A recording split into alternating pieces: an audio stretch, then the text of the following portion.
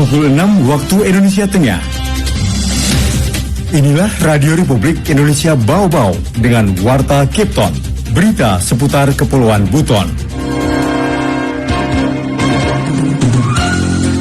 Masih banyak lokasi jaringan irigasi kita yang belum kita laksanakan pengembangan bangunan jaringan irigasi. Kenapa? Pertama, keterbatasan anggaran kita. Yang kedua, metode pusat di dalam memberikan kita bantuan jaringan irigasi. Baik perjanjian kerjasama maupun MOU dengan pemerintah daerah untuk memberikan perlindungan dengan sosial ketenagakerjaan, baik itu tenaga non ASN maupun tenaga pekerja rentan dan lain sebagainya seperti itu.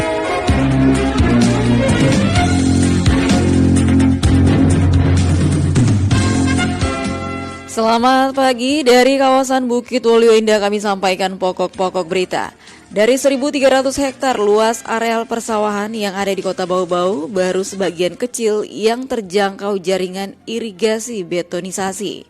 BPJS Jamsostek Bau-Bau kejar cakupan kepesertaan hingga 200.000 pekerja tercover jaminan sosial di Kepulauan Buton. Inilah Warta Kipton pagi selengkapnya hari ini, Kamis 9 Februari 2023, bersama saya, Wode Sabaria.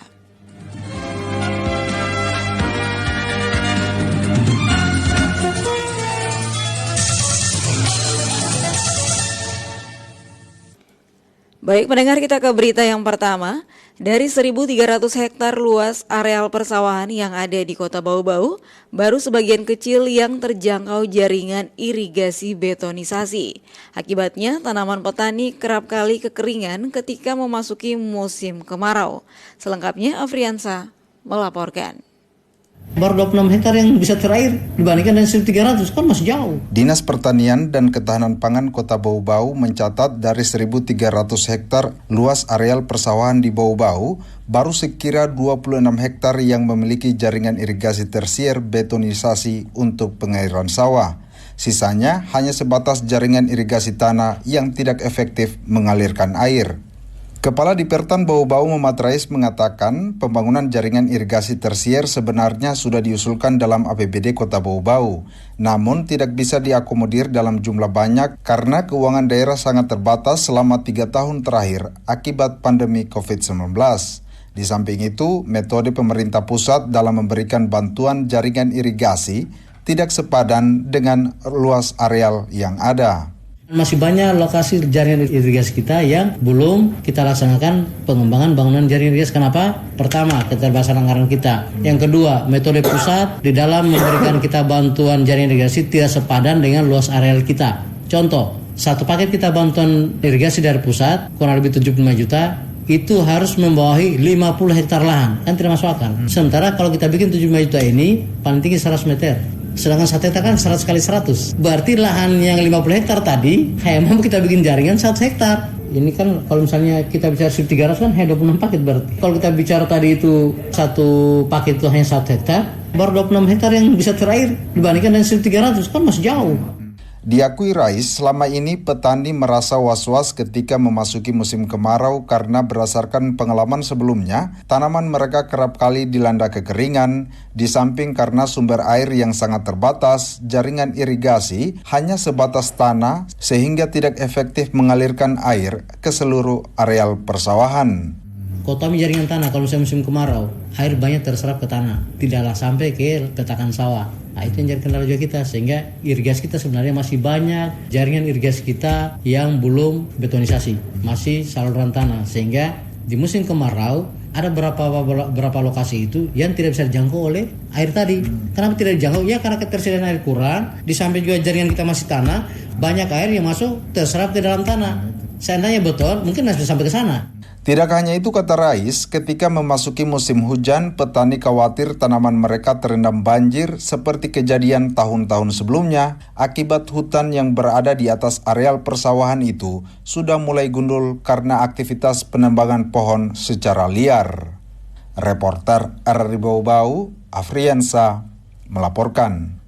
Kita ke berita berikutnya. BP Jamsostek Bau-Bau kejar cakupan kepesertaan hingga 200.000 pekerja tercover jaminan sosial di Kepulauan Buton. Mengenai hal itu, Wade Nurliani melaporkan. Tahun 2023 diharapkan seluruh pekerja di Kepulauan Buton dapat tercover menjadi peserta Badan Penyelenggara Jaminan Sosial Ketenagakerjaan atau BP Jam Sostek Cabang Bau-Bau. Hal tersebut sesuai dengan amanat pemerintah memberikan perlindungan terhadap pekerja Indonesia, termasuk di Kota Bau-Bau dan kabupaten lainnya di wilayah kerja BP Jam Sostek. Data sementara terdapat 200.000 pekerja tersebar di Kepulauan Buton. Dari jumlah yang ada baru 46.845 yang terlindungi jaminan sosial. Kepala BP Jam Sostek Bau-Bau Bobi Harun mengungkapkan masih ada 150.000 pekerja lagi yang belum terlindungi. Untuk itu pihaknya mendorong seluruh pemerintah dan pemberi kerja seperti perusahaan dapat mendaftarkan pekerjanya sehingga target Universal Worker Coverage tahun 2026 bisa tercapai 100%. Jadi kalau kami sebenarnya untuk kerjasama, kami sudah bekerjasama dengan khusus di Kepton sendiri, semua kabupaten kota kami sudah kerjasamakan baik perjanjian kerjasama maupun MOU dengan pemerintah daerah untuk memberikan perlindungan jaminan sosial ketenagakerjaan, baik itu tenaga ASN maupun tenaga-tenaga pekerja rentan dan lain sebagainya, seperti begitu. Di samping itu, kata Bobi, jaminan sosial bagi pekerja sangat banyak manfaatnya. Fungsinya dalam pembangunan negara adalah mencegah terjadinya risiko sosial dengan memutus rantai kemiskinan bagi para pekerja dan keluarganya apabila tulang punggung keluarga kehilangan penghasilan. Tahun 2023 ini BP Jam Sostek Bau-Bau mendorong rumah sakit dan puskesmas yang ada di Kepulauan Buton meningkatkan pelayanan sehingga saat pekerja mengalami kecelakaan kerja dapat tertangani secara optimal, utamanya peserta yang berada di pelosok. Diketahui manfaat BPJS Ketenagakerjaan sangat besar, yaitu bila peserta meninggal dunia, ahli waris mendapatkan santunan 42 juta rupiah beserta beasiswa untuk 2 orang anak dengan total 174 juta, dan bila mengalami kecelakaan kerja akan ditanggung biaya pengobatannya sampai sembuh. Wadi Nurliani, reporter di Bau-Bau, melaporkan. Tingginya angka perceraian di Kota Bau-Bau dilatar belakangi alasan pertengkaran yang terjadi secara terus-menerus. Mengenai hal itu, Hairul Mulku melaporkan. Jadi memang yang mendominasi alasan perceraian di Kota Bau-Bau ini adalah peringkat pertama itu adalah pertengkaran rumah tangga. Angka perceraian di Kota Bau-Bau masih terbilang tinggi. Ketua Pengadilan Agama Kota Bau-Bau Makbul Bakari saat dialog lintas Kepton pagi di RRI Bau-Bau Rabu menyebutkan secara umum lebih didominasi oleh cerai gugat yang dilayangkan oleh pihak perempuan dengan sejumlah alasan yang melatar belakanginya. Dijelaskan cerai dengan alasan pertengkaran terus-menerus, permohonan talak sebanyak 126 kasus, cerai gugat 334 kasus.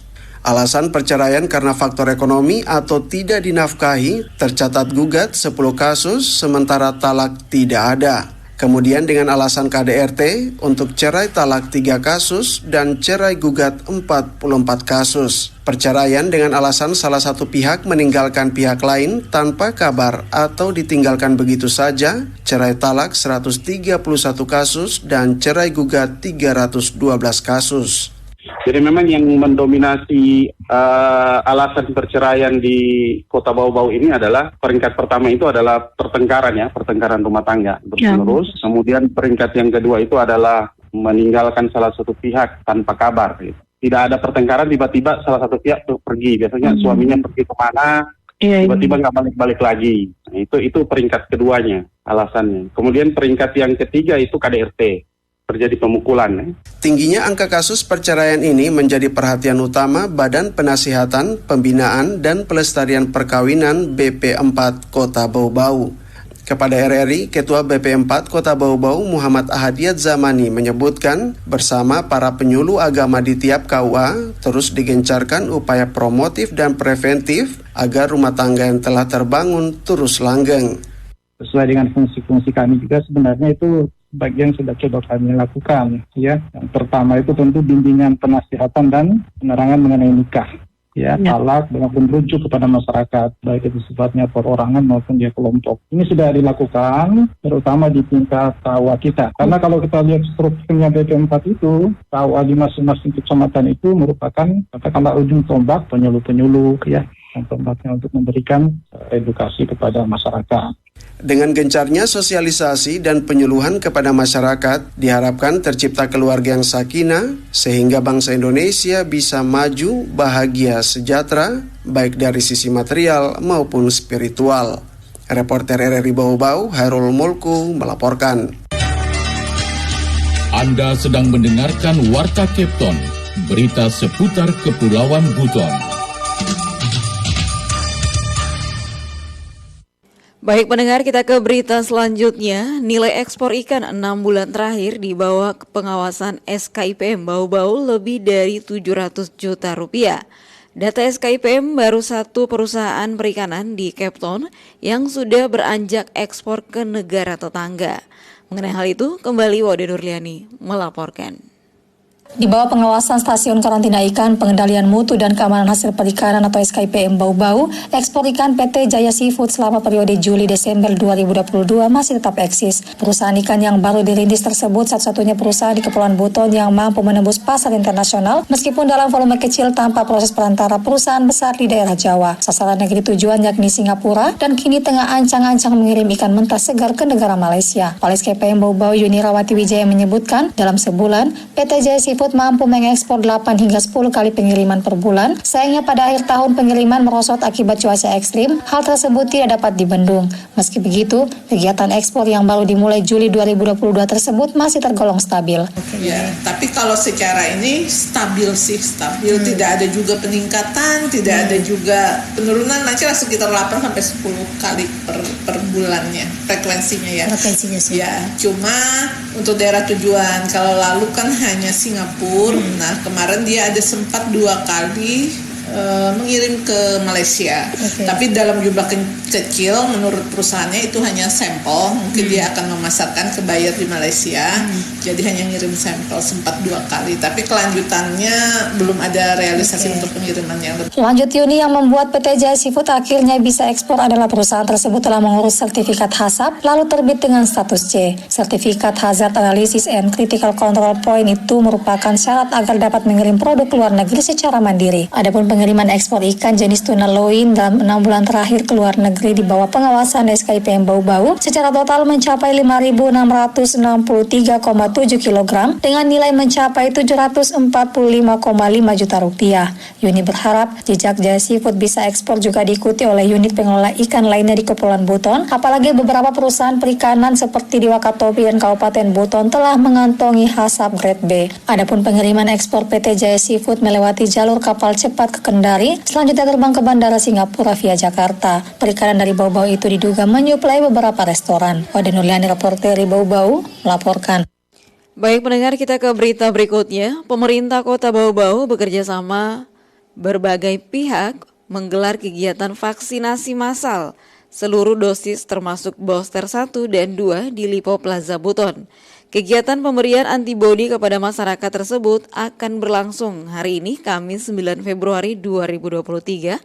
Kabid P2 Dinas Kesehatan Bau-Bau Yuslina kepada RRI mengungkapkan, target Dinas Kesehatan dapat memberikan vaksin kepada warga sebanyak-banyaknya sesuai dengan stok vaksin yang tersedia.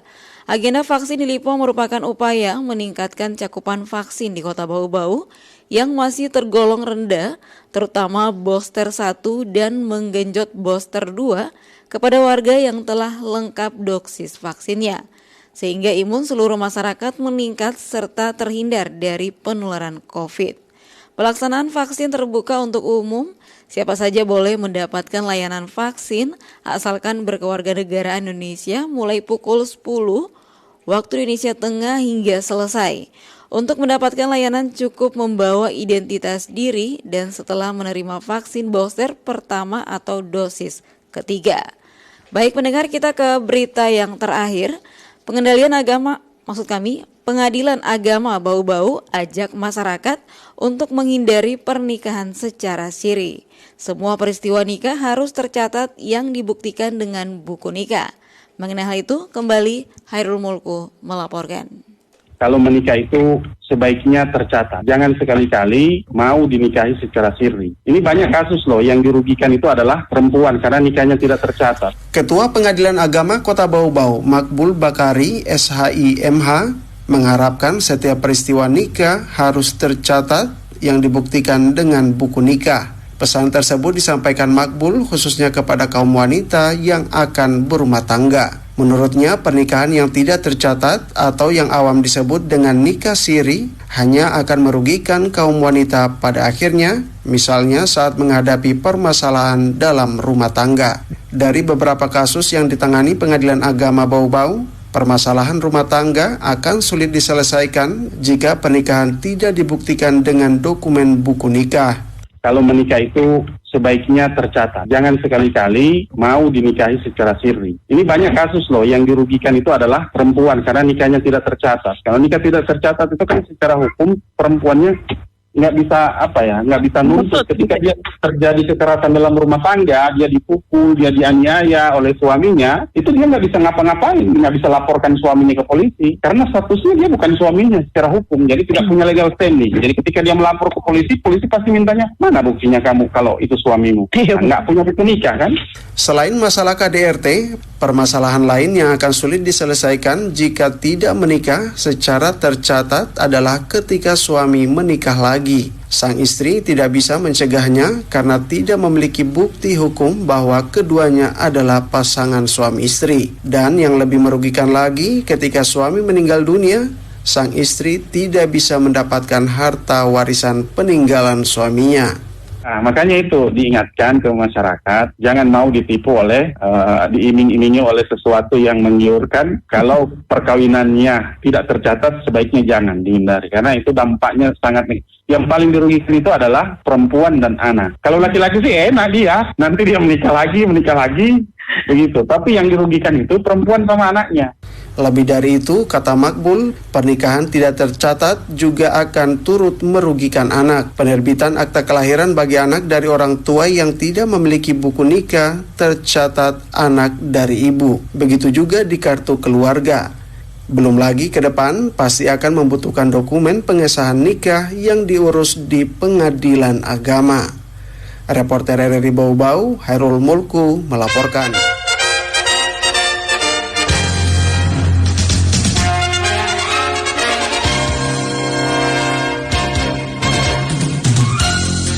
Pendengar, sebelum kami akhiri kembali kami sampaikan pokok-pokok berita. Dari 1.300 hektar luas areal persawahan yang ada di Kota Bau-Bau, baru sebagian kecil yang terjangkau jaringan irigasi betonisasi. BP Jam Sostek Bau-Bau kejar cakupan kepesertaan hingga 200.000 pekerja tercover jaminan sosial di Kepulauan Buton. Demikian Warta Kepton hari ini, mewakili kerabat kerja yang bertugas saya ucapkan selamat pagi.